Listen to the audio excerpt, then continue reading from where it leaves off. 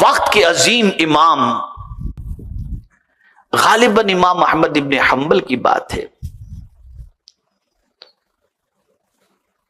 جو اتنے بڑے عاشق رسول تھے، اتنے بڑے امام کی جس کی کوئی انتہا نہیں.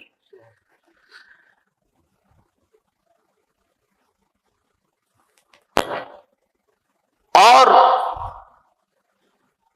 پوری زندگی اللہ اور اس کے رسول جل جلالہ و صلی اللہ علیہ وسلم کی اطاعت کے اندر انہوں نے گزار دی.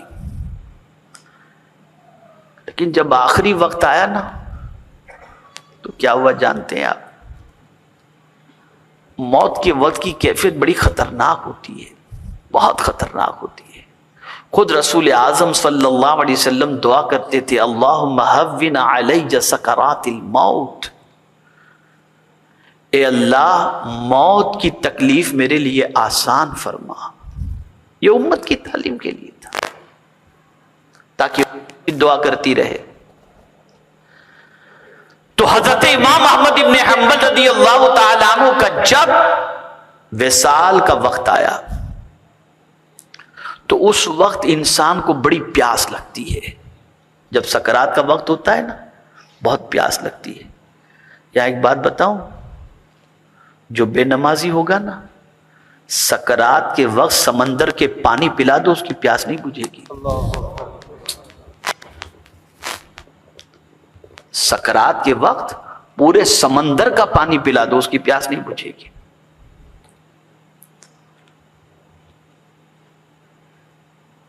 تو امام احمد ابن حنبل رضی اللہ تعالیٰ عنہ کے وصال کا وقت آیا، پیاس شدید لگی تھی. شیطان کو دیکھا آپ نے، ہاتھ میں پانی کا گلاس لے کر کھڑا ہے.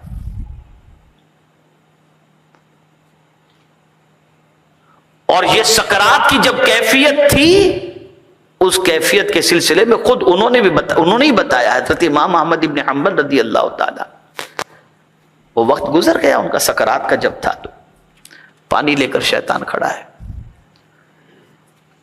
اے احمد کہہ دے میں خدا ہوں، ابھی تیری پیاس بجھا دیتا ہوں، پانی تجھے دیتا ہوں. امام احمد ابن حنبل فرماتے ہیں کہ میں لرز گیا اور مجھے ڈر سا لگنے لگا، لیکن پیاس اتنی شدید تھی کہ میں پریشان تھا، کروں تو کیا کروں. اسی شش و پنج میں تھا کہ ایک نورانی شکل والا کوئی آیا اور اس نے شیطان کو دھکا دیا اور وہ گر گیا، اور پھر میری پیاس بھی رفع ہو گئی، سکرات کی تک بھی چلی گئی. پھر میں نے پوچھا اے نورانی شکل والے تو کون؟ کہا میں سورہ یاسین ہوں جس کی تو تلاوت کرتا تھا. آج تیری پیاس و سکرات کے وقت شیطان سے بچانے کے لیے میں حاضر ہو گیا ہوں. اور یہی وجہ ہے کہ جو سکرات کے عالم میں ہو اس کے سامنے سورہ یاسین پڑھو. لیکن یہ مت سمجھنا کہ ہر مریض کے سامنے سورہ یاسین جب پڑھی جائے تو موت ہی کے لیے ہوتی ہے. سورہ یاسین کا معاملہ یہ ہے جو صبح کو پڑھ لے اللہ پورا دن اسے سکون عطا کر دیتا ہے. سکون عطا کر دیتا ہے.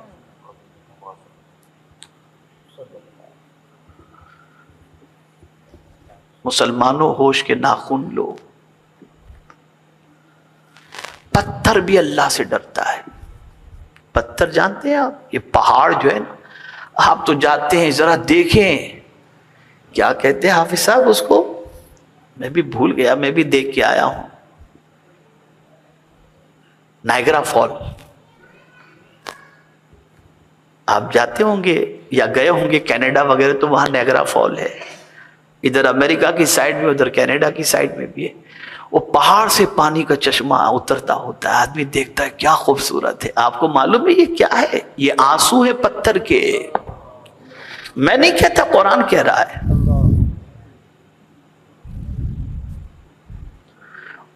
اور بعض پتھر تو اللہ کے خوف سے لرزتے ہیں، اتنا لرزتے ہیں کہ اوپر سے لڑک کر کے آتے ہیں. یہ جو آپ دیکھتے ہیں نا کہ پہاڑ سے پتھر ٹوٹ کر کے گرتے ہیں تو یہ اللہ کے خوف کی وجہ سے اور جہنم کی آگ کے ڈر کی وجہ سے کہ جہنم میں ہم کو نہ ڈالا جائے.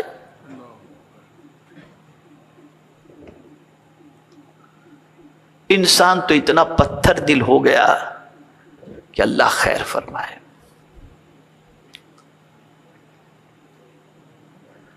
اے رسول اعظم صلی اللہ علیہ وسلم کے دیوانوں، اب اعلیٰ حضرت کیا کہتے ہیں سنیے۔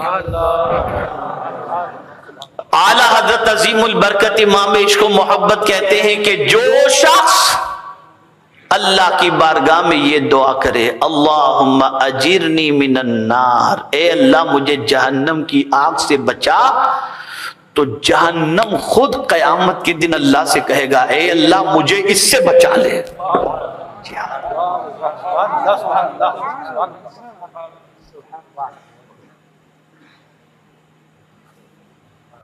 کبھی ہم نے ہر چیز سے بچنے کی اللہ کی بارگاہ میں دعا کی اور خود کے لیے کوشش کی اور اپنی اولاد کو ہر تکلیف سے بچانے کی کوشش کی، کبھی جہنم کی آگ سے بچانے بھی کوشش کی یا خود بچنے کی کوشش کی؟ نہیں۔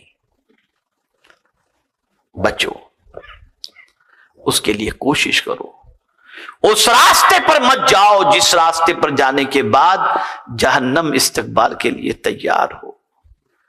نمازیں نہ چھوڑو،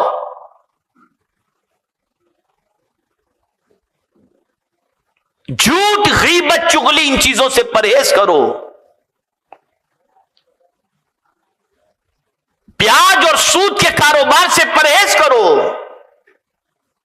حرام کاری سے پرہیز کرو، اس لیے کہ اس کے عذاب کو برداشت کرنے کی طاقت کسی کے اندر نہیں ہے، کسی میں نہیں۔ میرے پیارے آقا صلی اللہ تعالی علیہ وسلم کے پیارے دیوانوں، اسی لیے ایک جامع دعا، اللہ اکبر۔ ایک صحابی حاضر ہوئے، حضور صلی اللہ علیہ وسلم سے عرض کیا یا رسول اللہ صلی اللہ تعالی علیہ وسلم، مجھے کوئی ایسی دعا بتائیں جس دعا کے کرنے کے بعد پھر کسی دعا کی حاجت نہ ہو۔ سرکار نے فرمایا بس یہ دعا کر، ربنا آتنا فی الدنیا حسنہ وفی الآخرۃ حسنہ، بولیے وقنا عذاب النار۔ جنت کی بات ہی نہیں ہے، جہنم سے بچنے کی دعا۔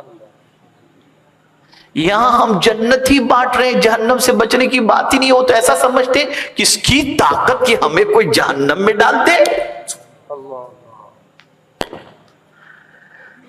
ارے اسی جہنم سے اپنی امت کو بچانے کے لیے حضور اتنا روئے کہ میرے امام پکار اٹھے، اللہ کیا جہنم اب بھی نہ سرد ہوگا؟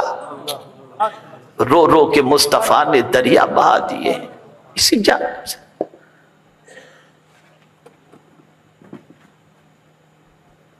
آقا کریم صلی اللہ علیہ وسلم فرماتے ہیں جس طرح سے پتنگے شمع پر گرنا چاہتے ہیں، اسی طریقے سے میری امت بھی جہنم کے اندر گرنا چاہتی ہے، لیکن میں ان کی کمر بند پکڑ کے انہیں جہنم سے کھینچ لیتا ہوں۔